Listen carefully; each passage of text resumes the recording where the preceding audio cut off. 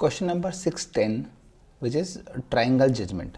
तो बेसिकली हमें एक टेबल के अंदर एक्स वाई जी मतलब यहाँ पे हमें ट्राइंगल की एजेस दे रखी हैं और हमें बताना है कि ये ट्राइंगल जो है ये जो इन एजेस से ट्राइंगल बन सकता है या नहीं।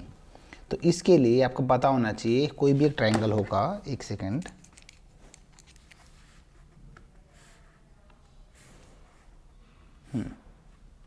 जो भी ट्राइंगल होता है इसकी मान लो एक्स वाई जेड तीन साइड हैं। तो ट्राइंगल अगर वो बना है तो हमेशा एक कंडीशन ट्रू रहेगी कि कभी भी जो साइड की दो एजेस रहेंगी उनका सम रहेगा वो हमेशा थर्ड से ज़्यादा रहेगा। फॉर एग्जांपल जैसे इसका एक्स वाई जी है तो एक्स प्लस वाई रहेगा, ये हमेशा जेड से ज़्यादा रहेगा। सिमिलरली क्या होगा, जो वाई और जेड रहेगा वो एक्स से ज़्यादा रहेगा और सिमिलरली आपका एक्स और जेड रहेगा वैसे ज़्यादा रहेगा। बस ये कंडीशन डाल दो।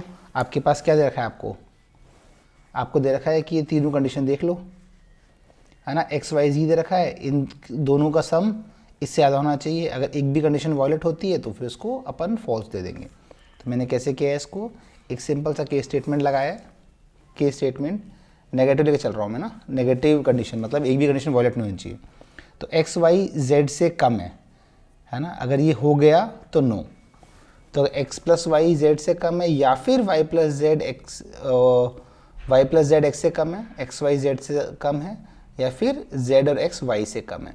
अगर ये तीनों रहते हैं तो इसका मतलब वो ट्राइंगल नहीं बन सकता है।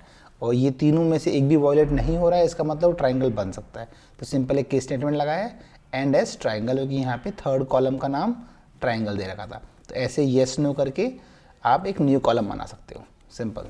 Thank you.